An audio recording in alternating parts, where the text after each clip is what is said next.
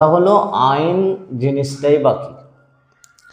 তা আইন মানে এমনি খুব সংক্ষেপে যদি বলো তাহলে আইনটা দাঁড়াবে মানুষের বাহ্যিক আচরণ নিয়ন্ত্রণের জন্য কিছু বিধি ব্যবস্থা নিয়ম কানুন।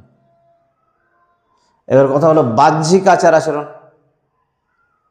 বাহ্যিক কেন বললো? বাহ্যিক মানে হচ্ছে ধরো মনে মনে আমি তোমাকে মেরে নিলাম, সেটা মানসিক আচরণ। তাহলে মানসিক আচরণকে আইন দিয়ে রোধ করা যাবে না। মনে মনে গালিগালাজ করছে, মনে মনে এটা করছে, মনে মনে তোমার অন্যায় করে দিল, মনে মনে ভালো কাজ করলো, তো এইগুলোকে নিয়ন্ত্রণ করা যায় না। এগুলোকে নিয়ন্ত্রণ করবে একমাত্র ধর্মীয় অনুশাসন, পরকালে বিশ্বাস। কিন্তু বাইরের যে আচরণ, হাত দিয়ে কাউকে মেরে দেওয়া, কাউকে কেটে দেওয়া, চুরি করা, অপরাধ, অন্য অপরাধ করা, এগুলো বাইরের আচরণ, এগুলো সবাই দেখতে পাবে।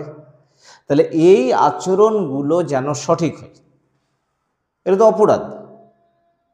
তাহলে এমন কিছু বিধি ব্যবস্থা থাকতে হবে যাতে তোমার আচরণটা সুইটেবল হয়, যাতে সমাজ সুখে থাকে, যাতে রাষ্ট্র ভালো থাকে, যাতে সবাই মিলেমিশে থাকতে পারে, যাতে সবারই কল্যাণ হয়।